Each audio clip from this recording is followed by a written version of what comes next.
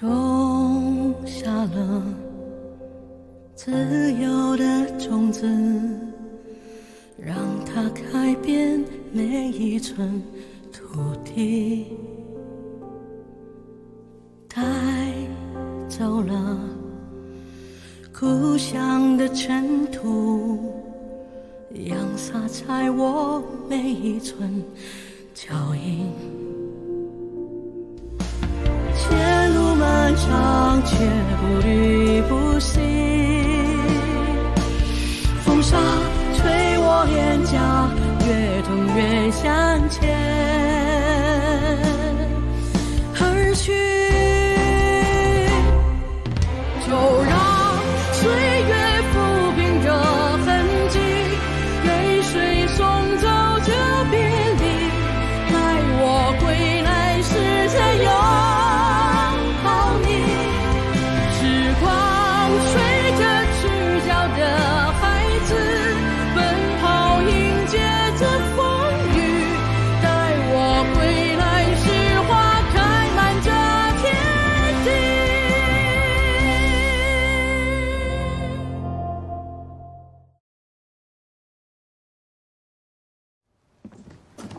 司令，共产党同意了您的2个条件。哦，太好了！他们怎么说？他们说，如果我们正式宣布起义，将由人民解放军18兵团62军186师556团刘光奇团长率领部队来下河接管工作。哦，那2个条件都答应了？对，是共产党西北局的书记习仲勋拍板同意的。另外，习书记还给您送来了一本书。西北远征记，金秋柱，习书记说，金秋就是宣侠赋。宣侠赋啊。哦，这本书是宣侠赋写的。习书记还给您写了一张纸条。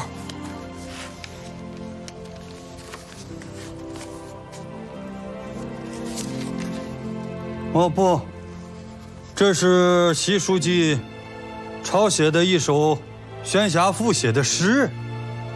人民见自梦中回，革命呼声惊四雷。同志如今须记取，自由要用写真来。已经好多年没有宣侠赋的消息了。我记得抗战的时候，宣侠赋是八路军驻西安办事处的高级参议啊。是好多年没有他的消息了。哎呦，这个人啊，我佩服得紧啊！我跟他认识有些年头了。他给我讲的是真道理啊。他说你不能只靠几条枪来保卫家乡，要带领大家打败军阀，让人民当家作主。这个习书记又送我书，又给我抄诗，我大概明白是什么意思了。司令啊，您同意起义了？同意啊！事不宜迟，马上联系，组织欢迎仪式。我们还要把下河全体的僧众都组织起来，热烈欢迎解放军。好，习书记还希望接您去兰州见西北局的首长们。当然要去啊！哪里有大名鼎鼎的彭德怀将军，贺龙将军，还有这位又送我书又给我抄诗的习仲勋书记，我当然要去了。司令放心，我一定把这件事情办好。子枫，你等一下。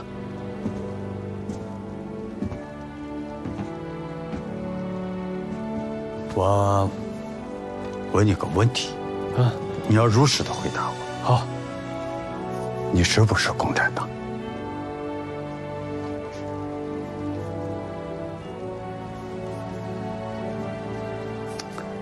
是的，司令，我成为共产党的秘密党员已经有一段时间了。你呀，子枫，哎呀，好吧，从今天开始，你就不用再做地下党了，就是堂堂正正的公开你的身份。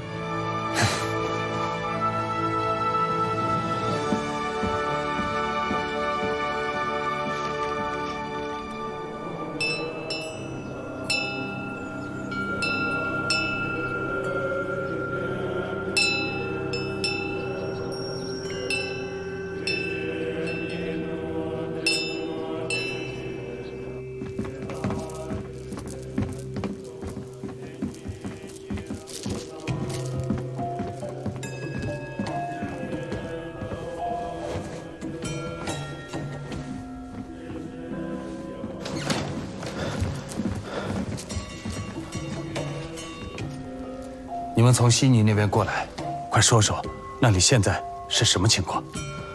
共产党的解放军现在已经占领了兰州和西宁，马步芳的部队现在已经被打垮，败兵四处逃窜，见什么抢什么。还是大势有先见之明，让我们早日返回湘日德，看来是对的，要不然麻烦大了。你说说，甘南那边现在是什么情况？黄正清司令已经投降共产党，那边的秩序很好。还有，他的保安司令部从甘南的阿木去呼迁回下河县的拉卜楞寺。佛爷在这儿也不是长久之计。青海湖无人驻防，阻挡不了共产党的部队。他们说不定哪天就到这儿来。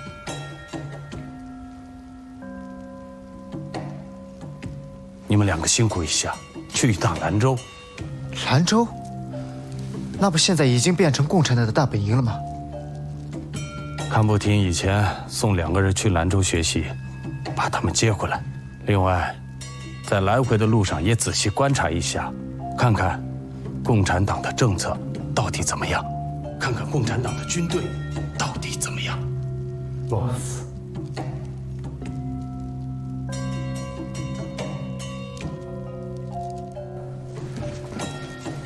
你们是兰州解放的见证人。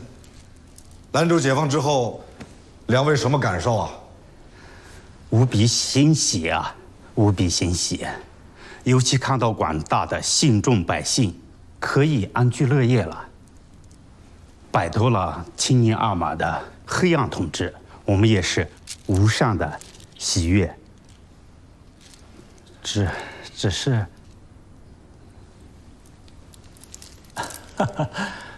2位上士，不要有顾虑，有什么想法可以畅所欲言。是啊，有啥话就说嘛。你们是不是想知道共产党执政之后将会怎么处理西藏地方政府还有民族和宗教问题啊？不瞒您说，我们也在学习，知道共产党不信神佛，你们信的是一个外国人，他的名字叫马克思。是啊，你说的对。我们共产党啊，信奉马克思主义，我们的思想基础啊就是唯物主义。所以啊，我们还是顾虑，不知道贵党会如何对待我们，会不会推到我们的寺庙，逼我们还俗，收缴我们的庙产。2位上师啊，请你们放心，共产党有明确的宗教政策。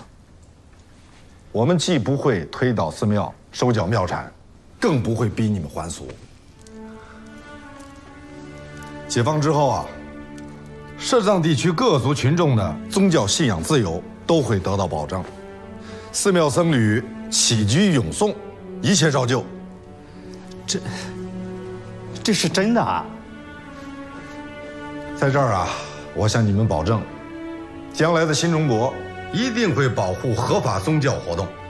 但有一点我要说明，你们的宗教团体和宗教事务可绝不能受外国人支配。这个我们知道，我们也是中国人。对，我们都是中国人，所以啊，希望你们能够把我这话带回湘日德，带给班禅佛爷。您刚才称班禅为佛爷？是啊，藏族同胞不是都这么称呼的吗？是的。请你们啊，代我转告班禅佛爷：一，共产党保护宗教信仰自由，尊重啊少数民族的各项生活习俗；二，佛爷也只有在西藏，在中国，才能是真正的佛爷啊。习书记，我们一定把你的话带到。那我们就告辞了。好，告辞，告辞，告辞。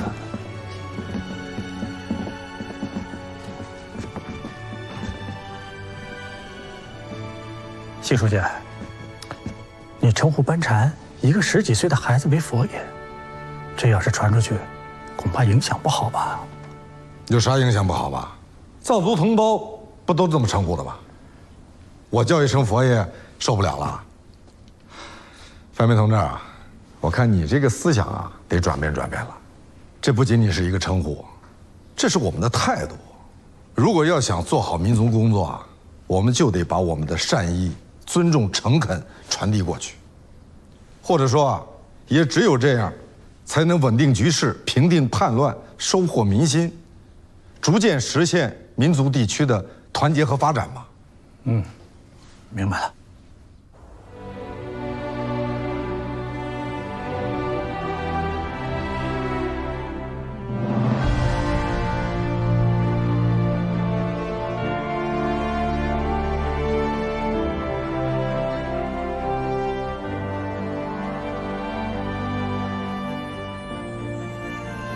请。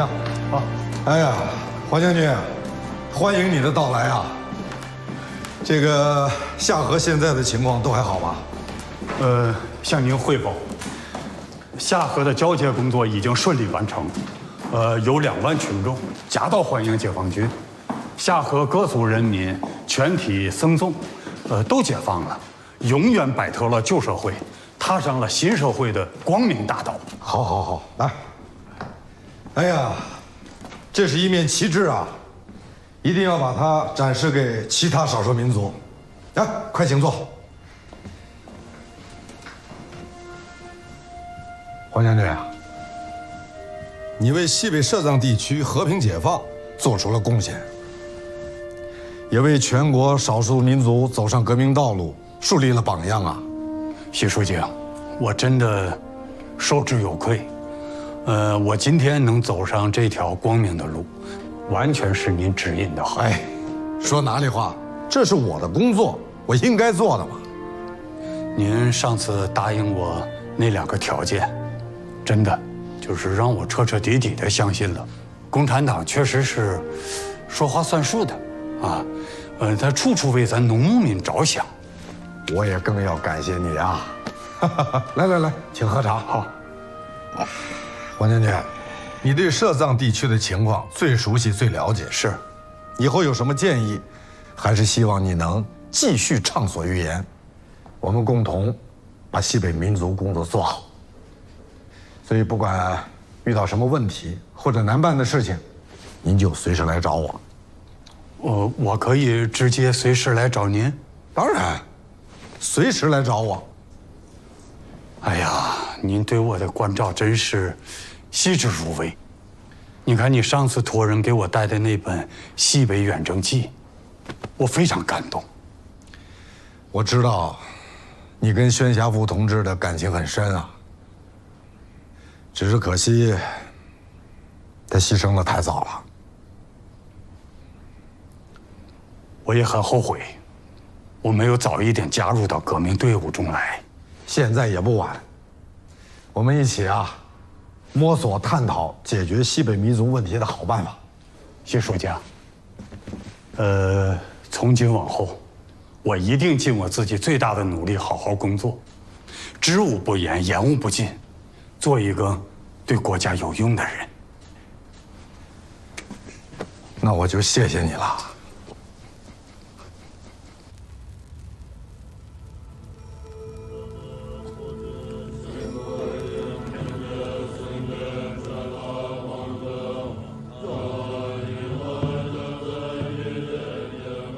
李宗仁代总统致电马步芳主席，让他派飞机把我们送到广州，再转到台北。你们怎么看？我们是藏人，根在西藏，我们就委曲求全，回西藏去吧。喀夏政府和达赖喇嘛与我们失和多少年了？他们是不会同意我们回西藏的。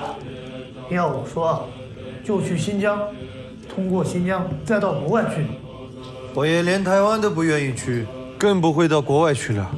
共产党的军队杀人放火，无恶不作，我们只有出去了，才能保障佛爷的安全。共产党的军队怎么样？那是国民党说的，咱们也没见过啊。那万一要是真的呢？他们是无神论者，不信宗教，只要他们来了，就没有我们的好日子过。仁熙大人，快请进。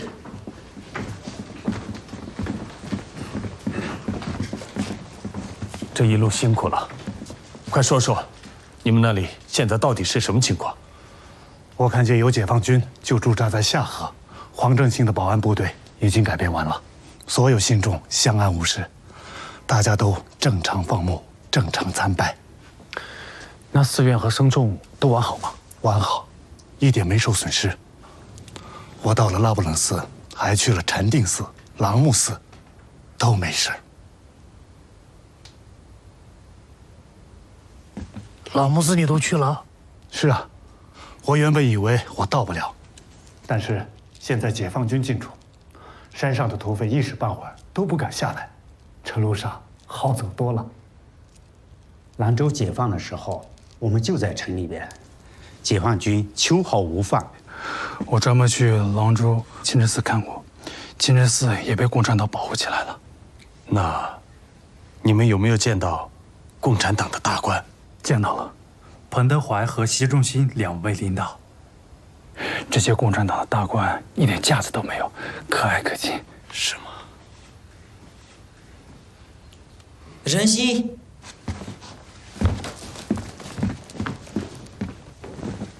日不起。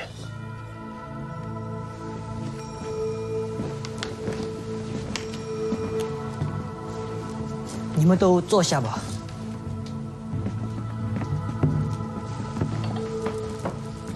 你们跟我说说，是怎么见到彭德怀司令员和习仲勋书记的？不是我们去见他们，是习书记专门派人找到我们的。他还让我们给您带个口信。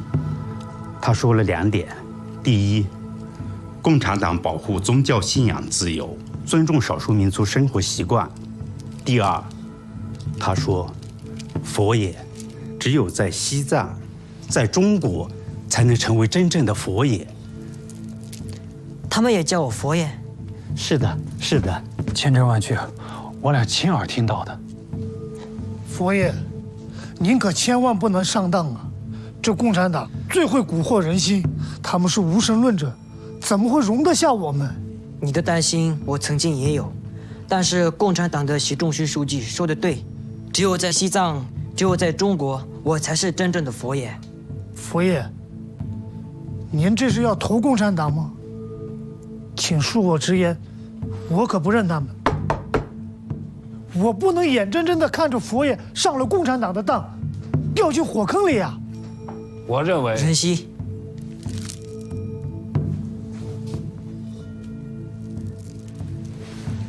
当年因为与13世达赖喇嘛失和，上师大师不得不流落内地10多年。他一生盼望的就是回到西藏，但是国民党政府说一套做一套，从来没有真正想过帮助他达成所愿。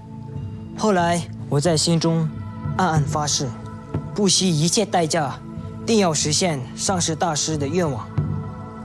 我去台湾，或是去国外，那就是离西藏越来越远了。现在我在习仲勋书记的口信里，感受到了共产党的善意。我觉得这是我实现上师大师遗愿最好的机会，他们应该能帮助到我，所以我决定回西宁去，和共产党做朋友，和习仲勋书记做朋友。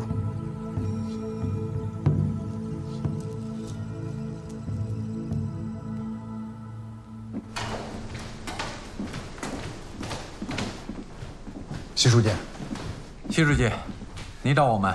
来坐，坐。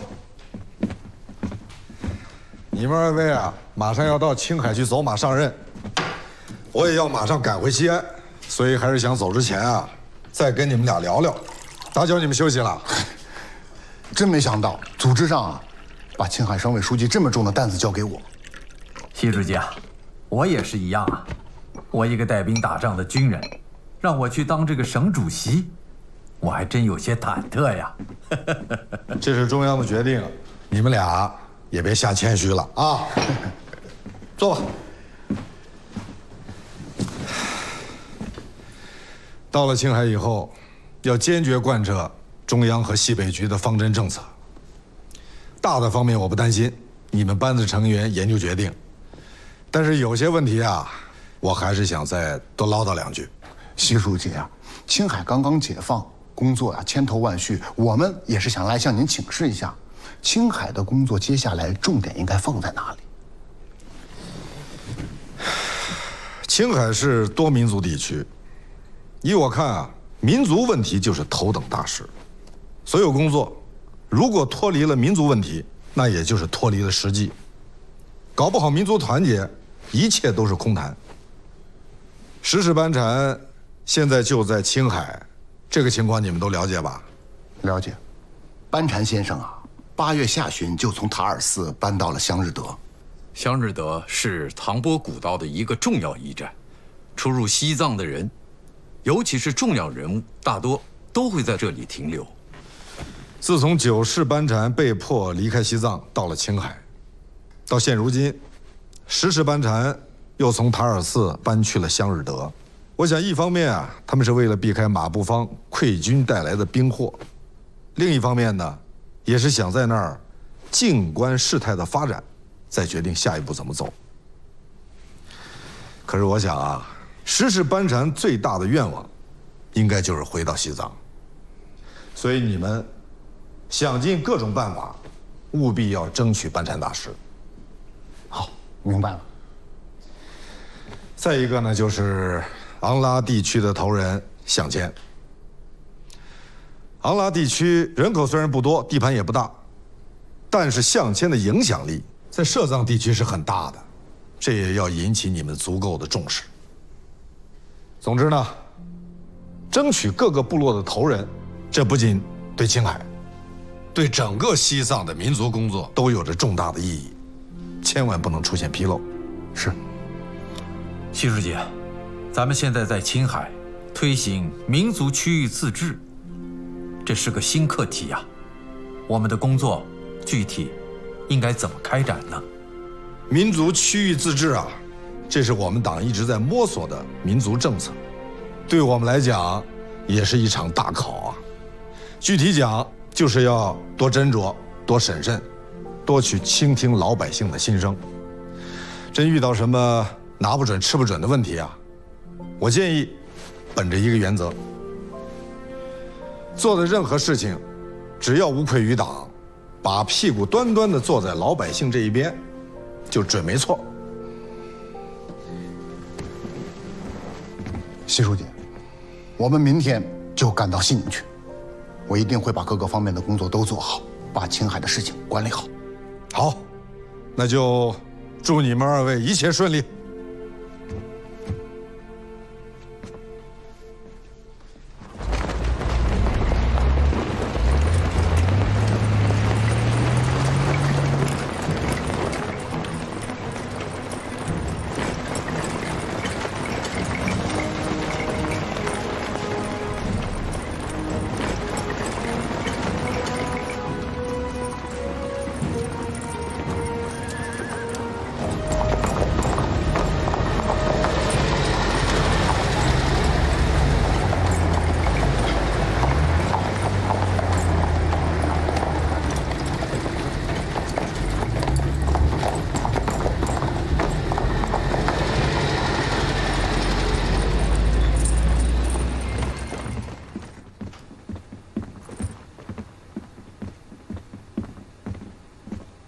佛老先生，这位就是我刚才跟您说的，我中国人民解放军第64军曾思玉军长。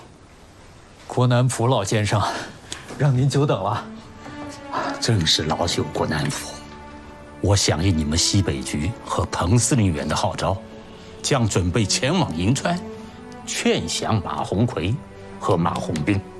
太感谢老先生了，您这么大年纪还长途奔波，让您受累了。我来能为新中国出份力，那是一份荣耀，不嫌累。请。哎呀，郭老先生拳拳爱国之心，令人感动。二马，我们有所了解。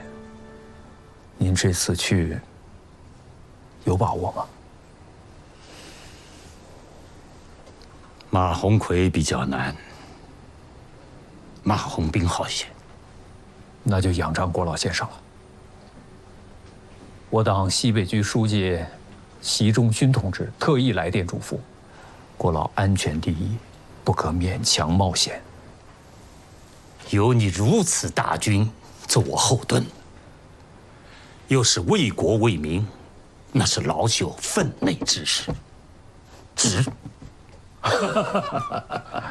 郭老先生家国情怀，敬佩。瞧你们的熊样，我们手里现在还有枪有炮呢，一个个就要鼓捣我去和谈，还没交手呢，就先缴了械，算什么？蒋介石瞧不起我们，毛泽东也瞧不起我们，你们自己就不好好想想？你们的手上沾了多少共产党的鲜血？现在想着还做傅作义，做大梦去吧！听好了，从今天开始，谁也不许谈求和。我马鸿逵一定会跟共产党决战到底。这都什么时候了？当今的局势还能打出什么名堂？好，有你这句话，我就去穿针引线。你们父子俩也尽快的跟解放军的代表去见个面。那就有劳郭老先生向解放军转个话，就说我马鸿宾愿意接受解放军总部颁发的约法8章，但是啊，我有个条件。你讲，能否让解放军停止前进？既然谈判了，那得让我准备准备啊。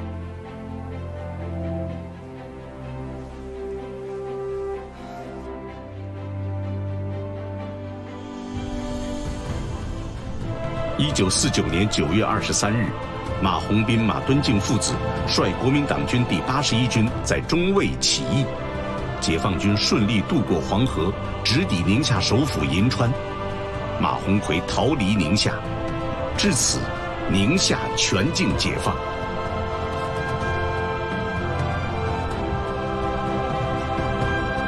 9月25日、26日，国民党新疆省警备总司令陶峙岳、国民党新疆省主席包尔汉先后发出通电宣布起义，新疆和平解放。至此，西北5省全部解放。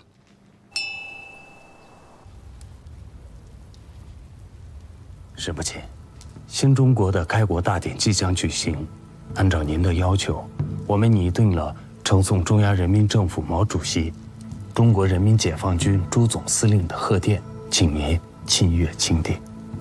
念。老师，西北已获解放，中央人民政府成立，凡有血气，同声鼓舞。今后人民之康乐可期，国家之复兴有望，西藏解放指日可待。班禅仅代表全藏人民，向军座致崇高无上之敬意，并是拥护爱戴之臣。写得好。另外，我还有个想法，在贺电中再加几句话，表达一下我们想回西藏的愿望。老师，您请讲。班禅世受国恩，备合忧愁。念余年来，为了西藏，呼吁奔走，未尝少谢。地未获结果，良用救心，刻下激流青海，待命返藏。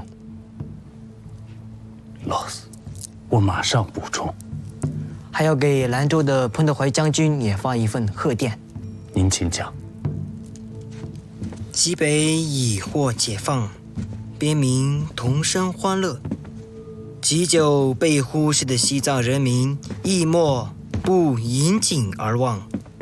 普庆来苏，乃你领导一师，解放西藏，肃清叛国分子，拯救西藏人民。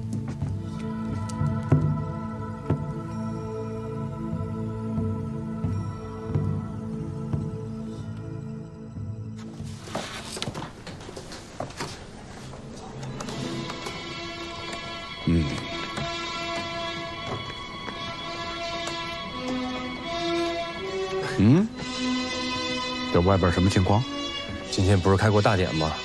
我估计这些战士们啊，也想进来听一听。那就都进来一块儿听吧。啊，来，都进来！来，都来，席地而坐。来，大点声。哎呀，好。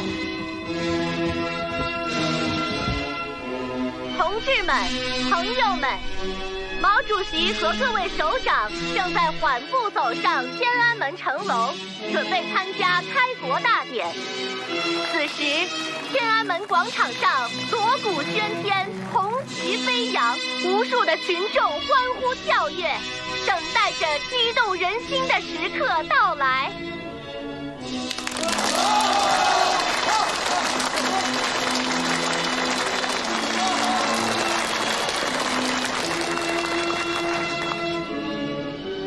我们生活人民政府官，中央人民政府今天胜利了。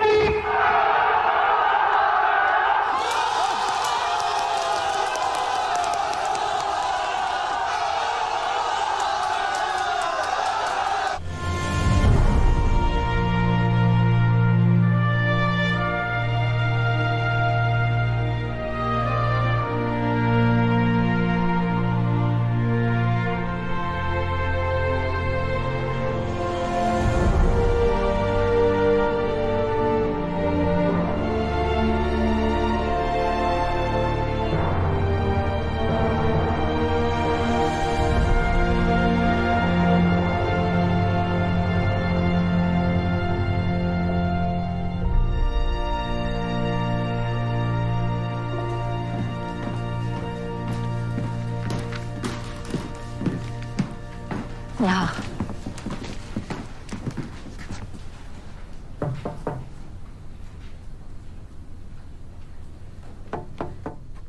进来。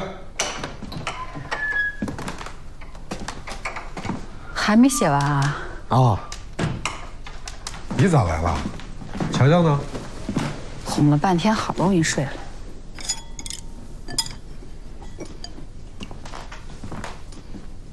这啥呀？明天不是要开大会吗？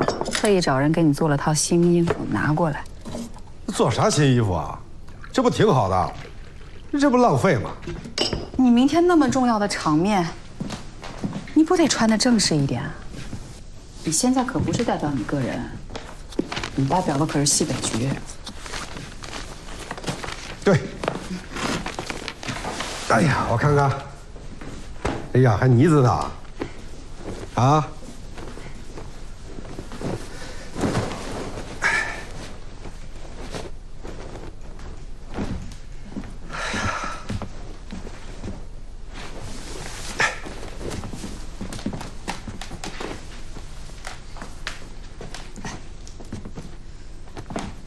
你明天记着把枪带上啊！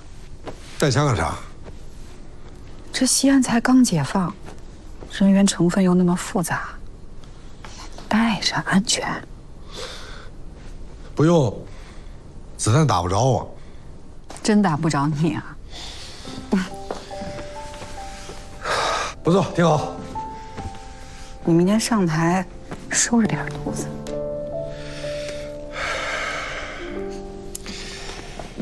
没少花钱吧？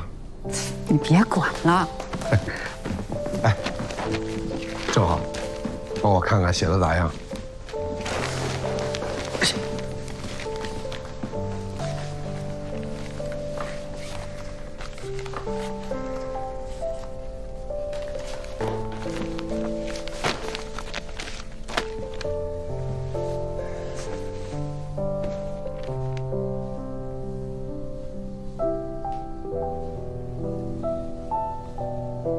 咋样吧？你是不是有好几天没睡了？瘦了。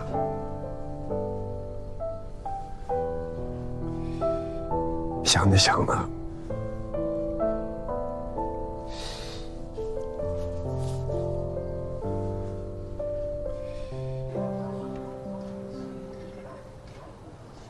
还有吗？来，喝一个，来，总指挥，坐。明天下午4点，他们要庆祝政权建立，要开庆祝大会，据说有20万人。兄弟们，就剩下这些人了。前一阵儿在共产党几轮政治攻势之下，逃跑的逃跑，投降的投降，但剩下的都是最可靠的兄弟。既然他们想搞一次什么西北空前盛大的集会吗？那我们就再给他们添把火，把他们的空前干成绝后。总指挥，我们怎么干，你就吩咐。擒贼先擒王，我们的目标，习仲勋。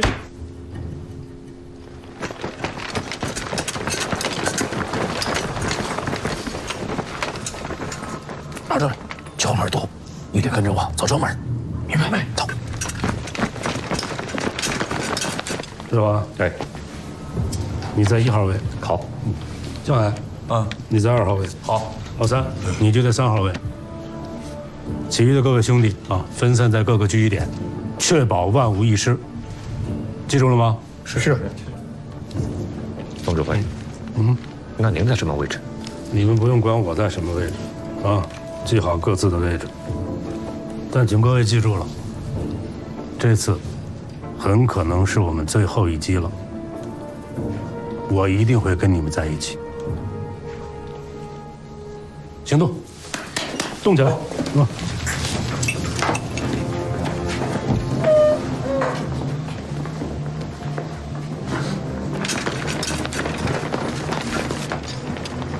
站住！快走！快走！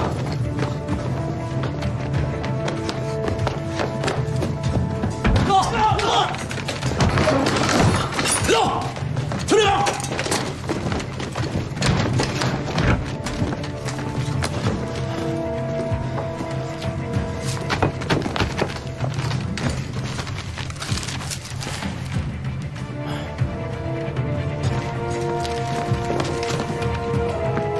处长，这里还有一个。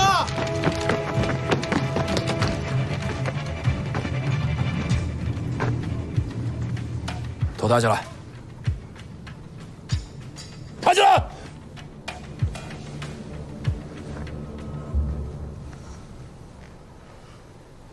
我问你，这地图什么意思？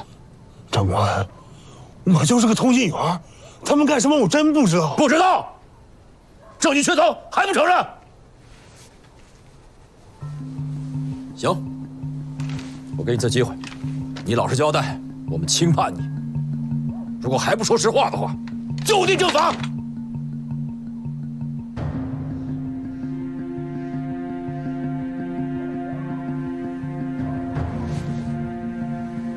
我交代，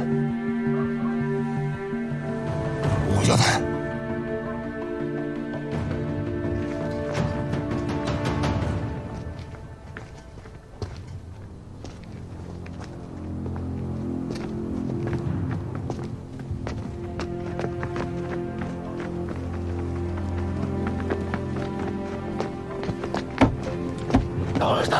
等会儿，我们先歇会儿。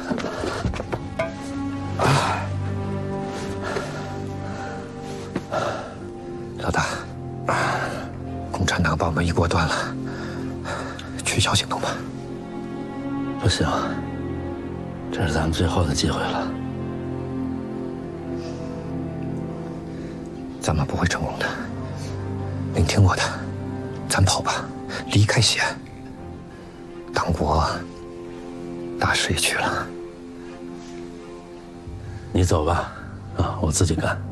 蒋总裁、胡长官，几百万部队，都打不过共产党，兵败如山倒。党国大小官员，还有谁肯为党国卖命？您这么干不值得。我也知道，党国这条大船已经是千疮百孔了，早晚得沉。但我这次留下来，也不全是为了党国。老大，您有什么放不下的呀？活着比什么都重要。我宁愿死，也不能像蝼蚁一样苟且偷生。以前我不信命，现在信了。我和习仲勋斗了一辈子，总得有个结果吧。我也知道翻不了盘，但我也回不了头了。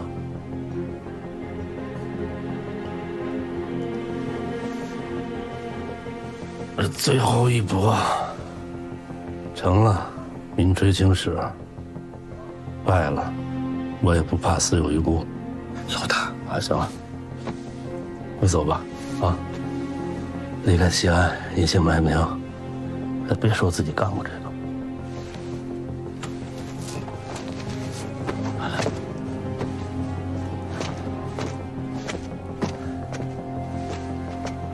走。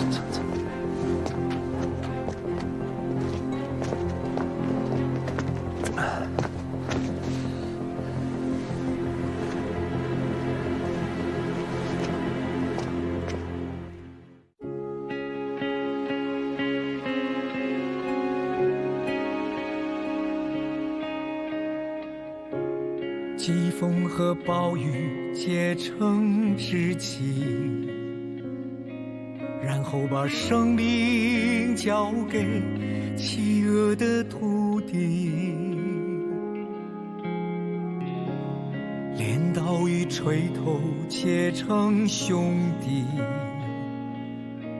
然后把生命交给血染的红旗。